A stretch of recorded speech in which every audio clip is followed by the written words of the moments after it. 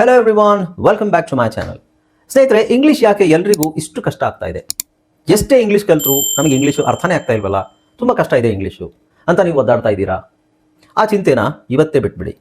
ಯಾಕೆಂದರೆ ನಾನು ಇಂಗ್ಲೀಷ್ ಕಲಿಯೋಕೆ ನಿಮಗೆ ಒಂದು ಸಿಂಪಲ್ ಮತ್ತು ತುಂಬ ಈಸಿಯಾಗಿರುವಂತಹ ಟ್ರಿಕ್ಸ್ ಹೇಳ್ಕೊಡ್ತೀನಿ. ಬಹುಶಃ ನೀವೆಲ್ಲ ಇಂಗ್ಲೀಷು ಸರಿಯಾದ ರೀತಿಯಲ್ಲಿ ಕಲಿತಾ ಇಲ್ಲ ಅಂತ ನಿಮಗೆ ಅನಿಸ್ತಾ ಇಲ್ವಾ? ಅದಕ್ಕೆ ನಿಮಗೆ ಇಂಗ್ಲೀಷ್ ಬರ್ತಾ ಇಲ್ಲ. ಸೊ ಹಾಗಾಗಿ ನಿಮಗೆ ಇವತ್ತೊಂದು ಟಿಪ್ಸ್ ಹೇಳ್ಕೊಡ್ತಾ ಇದ್ದೀನಿ. ಅದನ್ನು ನೀವು ಸರಿಯಾಗಿ ಕರೆಕ್ಟಾಗಿ ಫಾಲೋ ಮಾಡಿದ್ರೆ ನಿಮ್ಮ ಇಂಗ್ಲೀಷು ಸೂಪರ್ ಆಗುತ್ತೆ. ಅದೇನು ಅನ್ನೋದನ್ನ ಈ ವಿಡಿಯೋದಲ್ಲಿ ನೋಡೋಣ.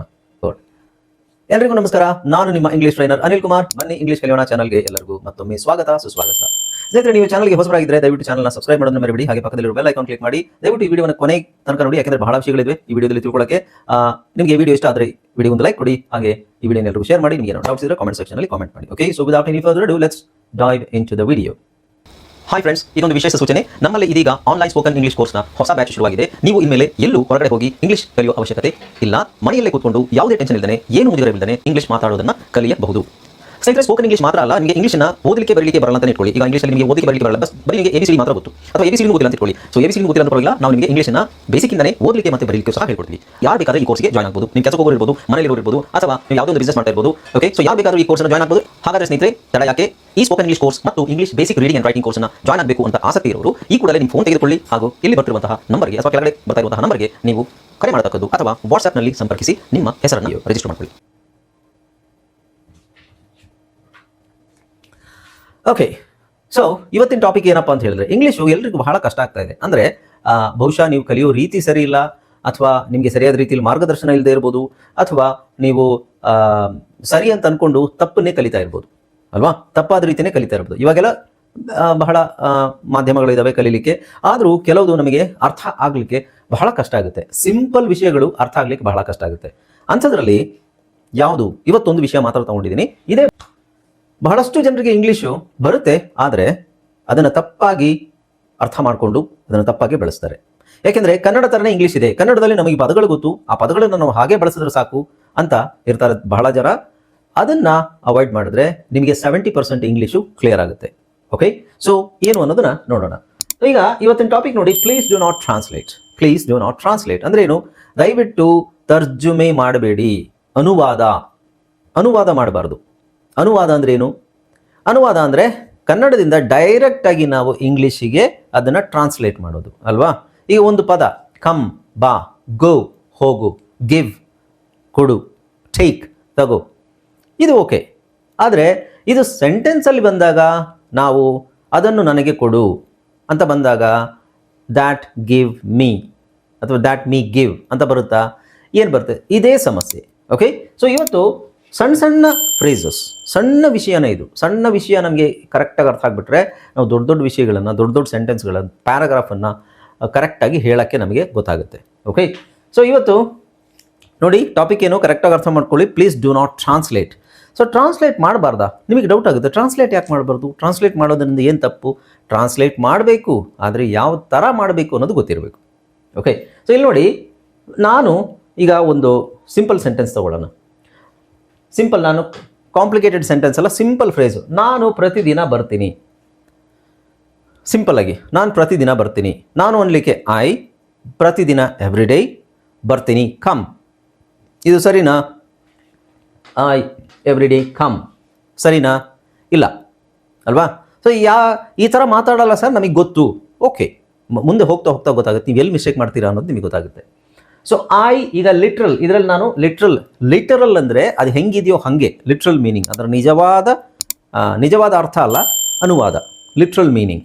ಓಕೆ, ಸೊ ಇದು ನ್ಯಾಚುರಲ್ ಆಗಿ ನಾವು ಇಂಗ್ಲೀಷಲ್ಲಿ ಹೀಗೆ ಮಾತಾಡಬೇಕು. ಸೊ ನಾನು ಪ್ರತಿದಿನ ಬರ್ತೀನಿ, ಐ ಎವ್ರಿ ಡೇ ಕಮ್, ಇದು ಸರಿನಾ ಅಥವಾ ಇದು ಸರಿನಾ?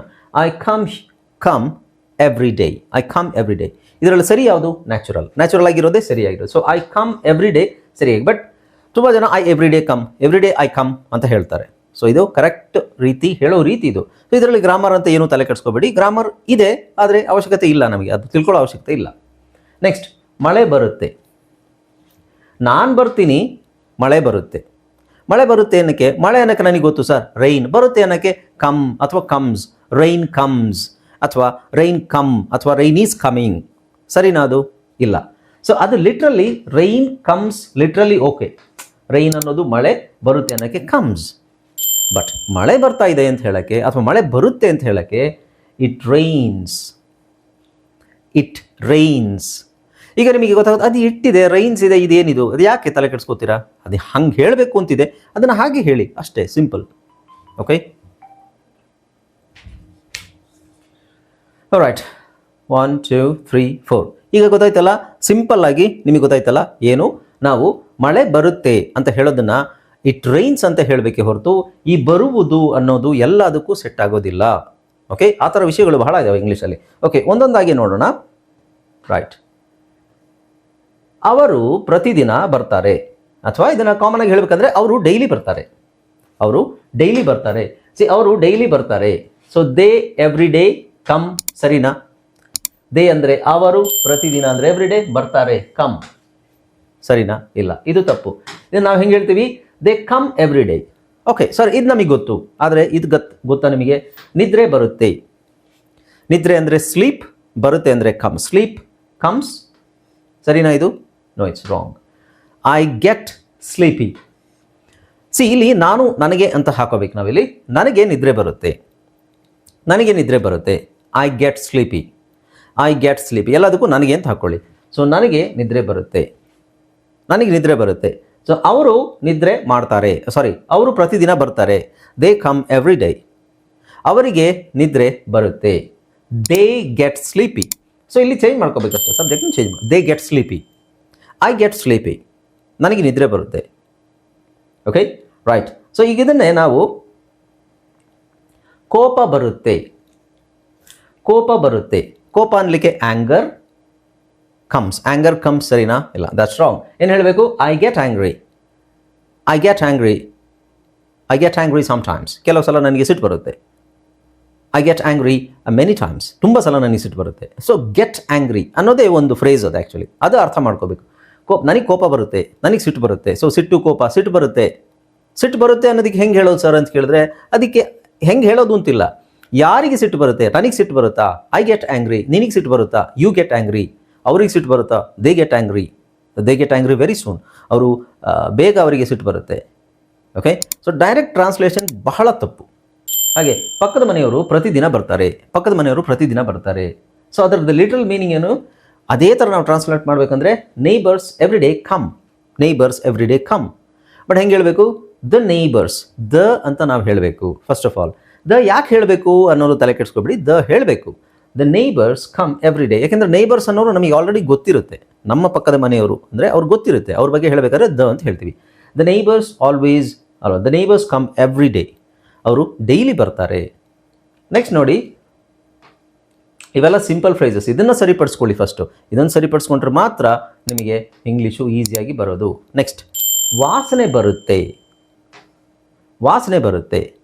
ಏನೋ ತುಂಬ ವಾಸನೆ ಬರ್ತಾ ಇದೆ, ಬರುತ್ತೆ. ಈಗ ನೋಡಿ, ಇದನ್ನು ಎಲ್ಲ ಟೆನ್ಸಲ್ಲೂ ಚೇಂಜ್ ಮಾಡ್ಕೋಬೋದು. ಈಗ ವಾಸನೆ ಬರುತ್ತೆ, ಟೆನ್ಸ್ ಆಮೇಲೆ ನೋಡೋಣ, ಚೇಂಜ್ ಮಾಡೋಣ. ಓಕೆ, ವಾಸನೆ ಬರುತ್ತೆ. ವಾಸನೆ ಅನ್ನೋಕ್ಕೆ ಸ್ಮೆಲ್, ಬರುತ್ತೆ ಅನ್ನೋದಕ್ಕೆ ಕಮ್ಸ್. Smell comes.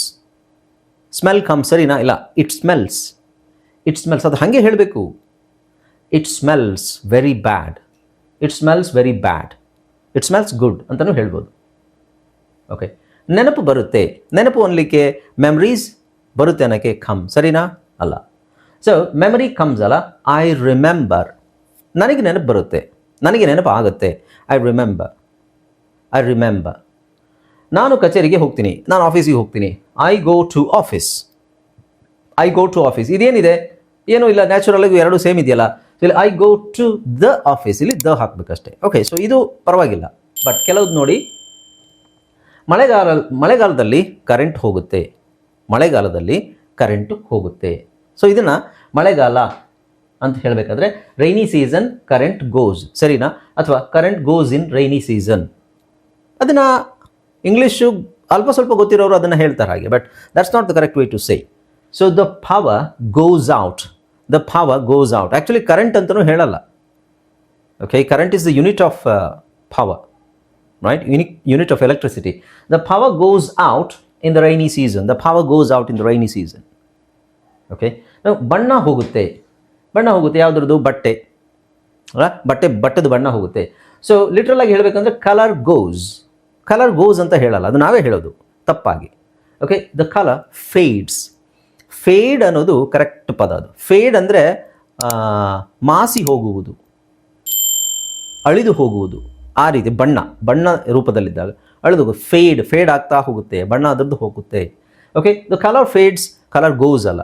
ಗೋ ಅಂತ ಹೇಳಿದ್ರೆ ಒಂದು ವ್ಯಕ್ತಿ, ಒಂದು ವಿಷಯ, ಒಂದು ಸ್ಥಳಕ್ಕೆ ಹೋಗುವುದು, ಆ ಮೀನಿಂಗ್ ಬರುತ್ತೆ. ಓಕೆ, ನಾವು ನೋವು ಹೋಗುತ್ತೆ, ಈ ನೋವು ಆಗುತ್ತೆ, ನೋವು ಬರುತ್ತೆ, ನೋವು ಇರುತ್ತೆ, ಇದೆಲ್ಲ ಚೇಂಜ್ ಆಗ್ತಾ ಹೋಗುತ್ತೆ. ಓಕೆ, ನೋವು ಹೋಗುತ್ತೆ, ಪೇನ್ ಗೋಸ್ ಅಂತ ಹೇಳಲ್ಲ. The pain disappears, the pain disappears. The pain goes ಅಂತ ಯೂಸ್ ಮಾಡಲ್ಲ, ಸಮ್ಟೈಮ್ಸ್ ಯೂಸ್ ಮಾಡ್ತಾರೆ. Okay, it will go later. So ಅದನ್ನು ಡಿಸಪಿಯರ್ಸ್ ಅಂತಲೇ ಹೇಳಬೇಕು. ಇಲ್ಲಿ ನೋಡಿ, ದ ಕಲರ್ ಡಿಸಪಿಯರ್ಸ್ ಅಂತ ಹೇಳೋಕ್ಕಾಗಲ್ಲ. ನೋವು ಮಾಯವಾಗುತ್ತೆ ಅಂತ ನಾವು ಹೇಳ್ತೀವಲ್ವಾ, ನೋವು ಮಾಯವಾಗುತ್ತೆ, ಅದು ಡಿಸಪಿಯರ್ಸ್. ಓಕೆ, ನೆಕ್ಸ್ಟ್ ನೋಡಿ, ಮರ್ಯಾದೆ ಹೋಗುತ್ತೆ. ಮರ್ಯಾದೆ ಹಾಗೆಲ್ಲ ಮಾಡಬಾರ್ದು, ಮರ್ಯಾದೆ ಹೋಗುತ್ತೆ. ಆನರ್ ಗೋಸ್, ಮರ್ಯಾದೆ. ಆನರ್ ಅಂದರೆ ಮರ್ಯಾದೆ, ಗೋಸ್ ಅಂದರೆ ಹೋಗುತ್ತೆ. ಬಟ್ ಅದನ್ನು ಹೆಂಗೆ ಕರೆಕ್ಟಾಗಿ ಹೇಳೋದು? ಐ ಲಾಸ್ಟ್ ಫೇಸ್, ನನ್ನ ಮರ್ಯಾದೆ ಹೋಗುತ್ತೆ. ಐ ಲಾಸ್ಟ್ ಅಥವಾ ಐ ಲೂಸ್ ಫೇಸ್.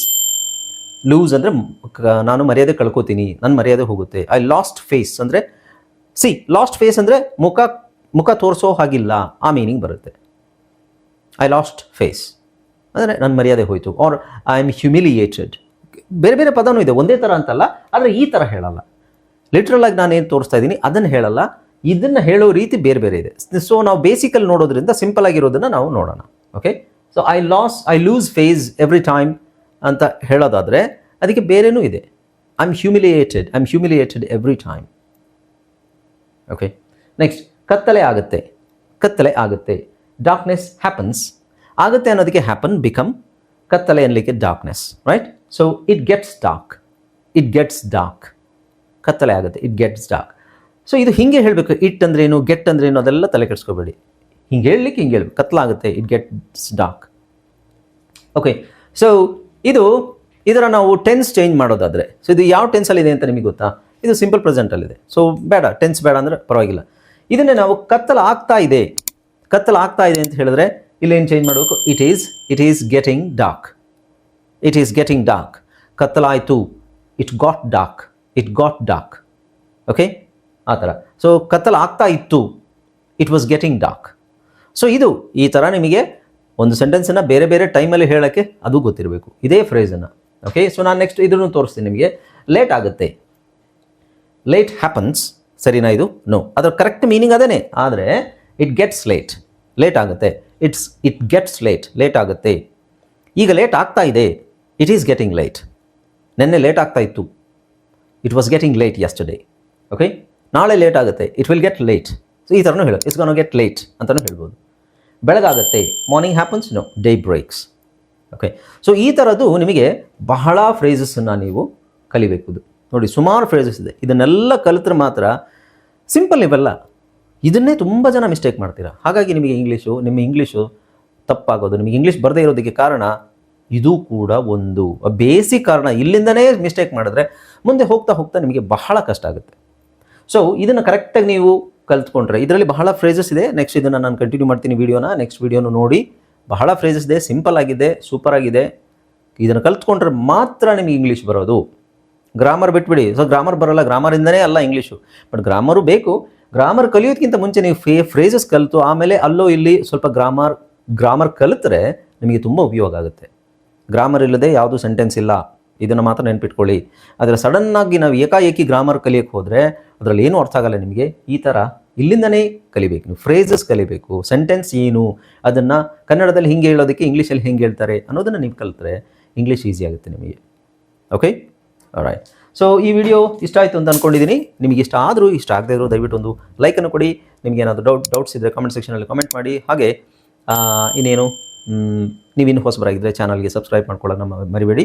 ಹಾಗೆ ಯಾರಿಗಾದರೂ ಕೋರ್ಸ್ ಜಾಯ್ನ್ ಆಗಬೇಕು ಅಂತ ಆಸಕ್ತಿ ಇದ್ದರೆ ಕೆಳಗಡೆ ಕೊಟ್ಟಿರೋ ನಂಬರ್ಗೆ ವಾಟ್ಸಪ್ಪಲ್ಲಿ ಮೆಸೇಜ್ ಹಾಕ್ರಿ. Right. Okay, thank you so much for watching this video. This is Anil Kumar signing off, and keep watching my videos until my next video uploads. Bye bye. Take care.